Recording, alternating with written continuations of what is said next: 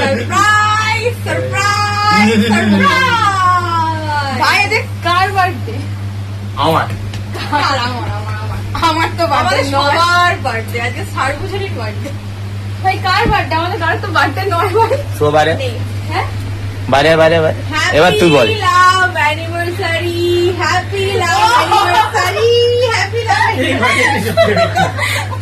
কেকটা তো আমার সকাল থেকে কেকটা তো কেকটা তো তনুশ্রী হাক করতে গিয়ে কামড়ে খেয়ে নিচ্ছিল।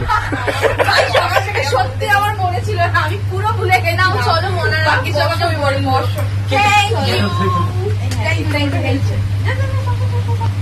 এই যে তোমরা দেখলে, সত্যি একদমই সত্যি যে আমার আজকের দিনটা একদমই মনে ছিল না।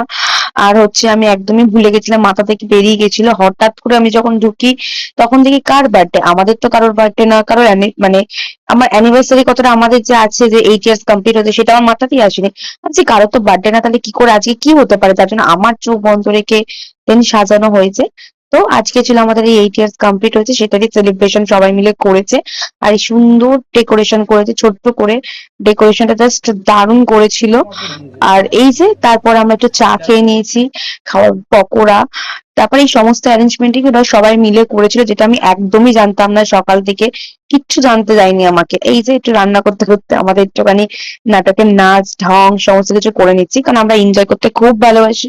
আর এই যে আমরা এনজয় করছিলাম, নাচ করছিলাম, আর আমি তো প্রচুর খুশি ছিলাম, প্রচুর। আর এই যে আমরা দুই বান্ধবী মিলে রান্না করছিলাম সেটারই ক্লিপ।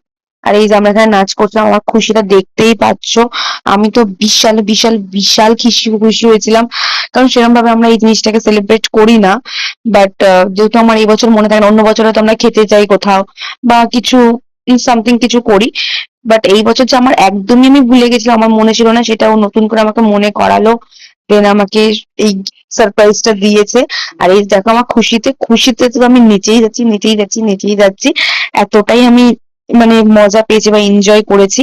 যখন নিজের প্রিয় মানুষ কোনো কিছু মনে করেই করে না, তখনই খুবই ভালো লাগে।